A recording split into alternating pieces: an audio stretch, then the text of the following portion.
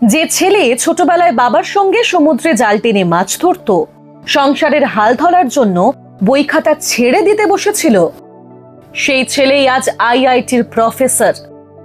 একটা ছবি চোখের সামনে ভেসে ওঠে। গ্রাম বাংলার মাটির ঘরের দাওয়ায় বসে আছেন একজন প্রধান শিক্ষক, অপেক্ষা করছেন তার ছাত্রের জন্য।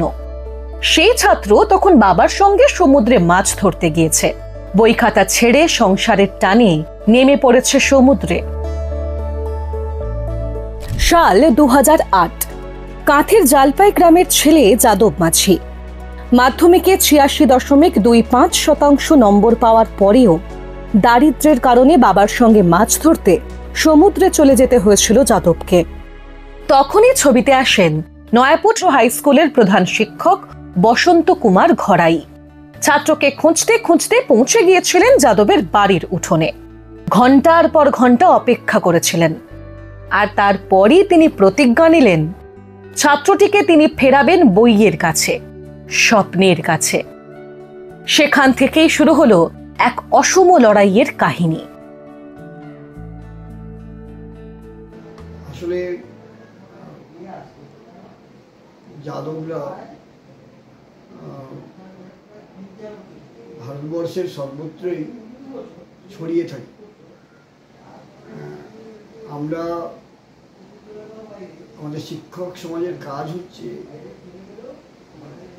শ্রেণীকক্ষ থেকে শুরু করে সর্বত্রই যাদবদের খুঁজে বের করা। যাদবদের মেধা থাকে, যাদবদের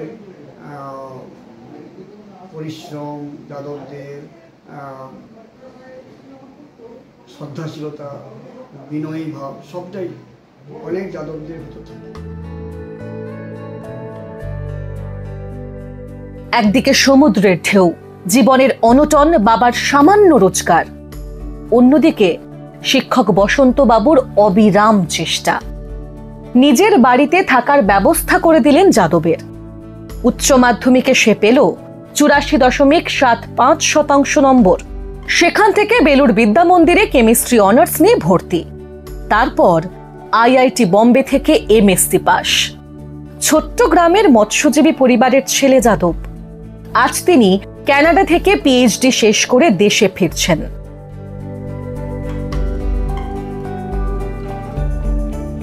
পেনসিলভেনিয়া বিশ্ববিদ্যালয় থেকে পোস্ট ডক্টরেট সম্পন্ন করে ফিরছেন বাংলার মাটিতে, আর সেপ্টেম্বরে বসবেন আইআইটি ধানবাদের প্রফেসরের চেয়ারে।